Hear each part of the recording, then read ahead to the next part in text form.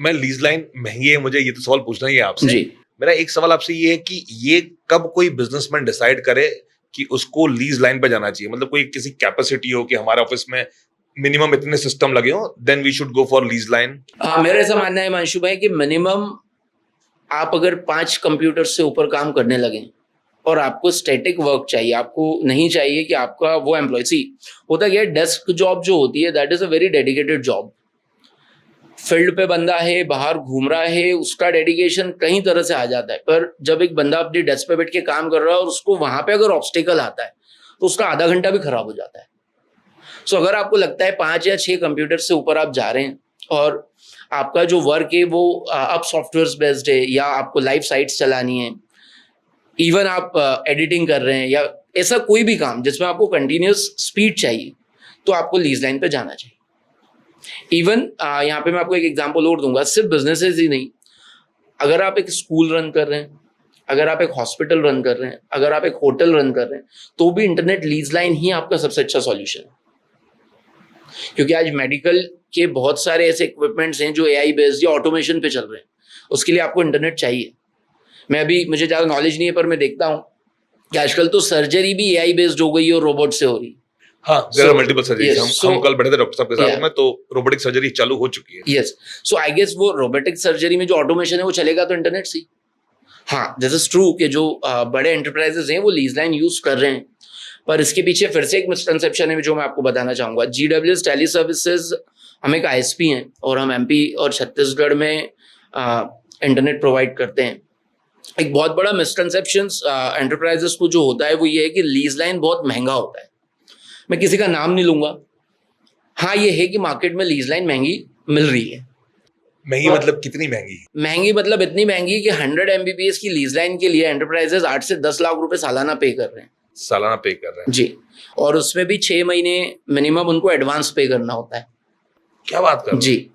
और अगर मैं आपके साथ जाता हूं, मैं आपको ये कहूंगा कि मेरे साथ या किसी भी ISP के साथ आप जाते हैं जो सर्विस डेडिकेटेड है, जिसका मूल मंत्र काम करने का सर्विस है, तो वही 100 MBPS की लीज लाइन आपको 2.5 से 3 लाख रुपए में सालाना मिल सकती है। और एक बहुत बड़ा डिफरेंस यहाँ पे मैं बताना चाहूंगा हिमांशु भाई आपको, ब्रॉडबैंड यूज करो, लीज लाइन यूज करो, कमर्शियल इंटरनेट यूज करो, अगर आप MNC से हैं, मैं यहाँ पे किसी को बुरा नहीं कह रहा, पर एक कहावत है अपने मालवा में पुरानी, ऊंची दुकान फीके पकवान।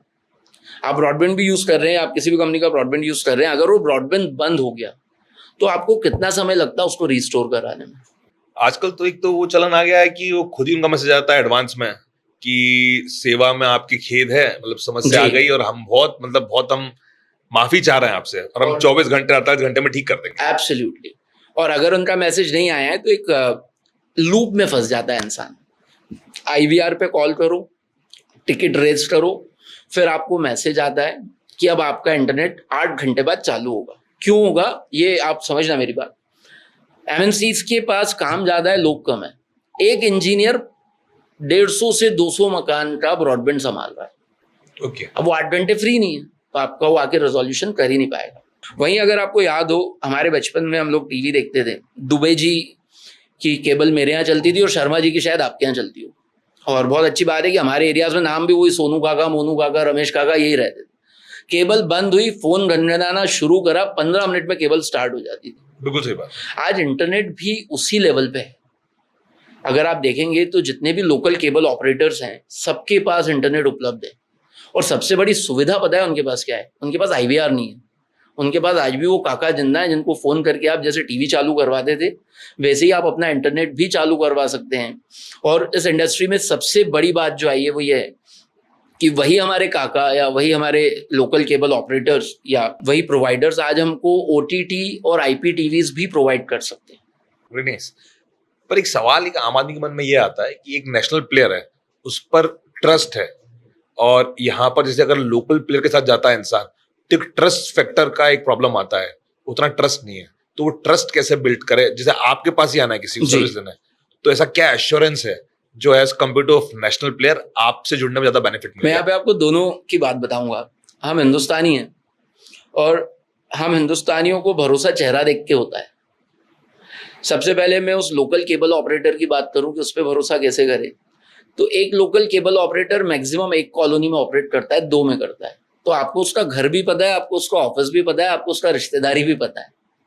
और आज भी हम कितनी ग्रोइंग कंट्री बन जाए, हमारा कल्चर वही है कि हम एक दूसरे को चेहरे से जानते हैं और उसी में हमारा कल्चर का मजा है। तो सबसे बड़ा ट्रस्ट उस लोकल केबल ऑपरेटर पे तो ये है कि वो आपके ही एरिया का है, वो कहीं नहीं जाने वाला, और वो आज से नहीं है।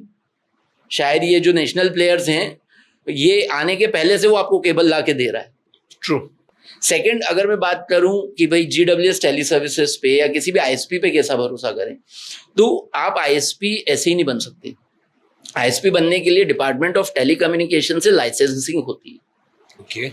आप ऑथोराइज्ड होते हैं डिपार्टमेंट ऑफ टेलीकम्युनिकेशन से ये काम करने के लिए। ये ISP is not like something कि भाई किसी के मन में आया कि आज से मैं इंटरनेट बेचूंगा, वो घर से निकला, इंटरनेट खरीद लाया और बेचने लगा। सो कोई भी ISP अगर है तो वो सर्टिफाइड है गवर्नमेंट द्वारा। थर्ड, आपने जैसे पूछा कि अगर मेरे पास तक आना है तो कैसे आए। अभी हम लोग MP छत्तीसगढ़ में सर्विस प्रोवाइड कर रहे हैं।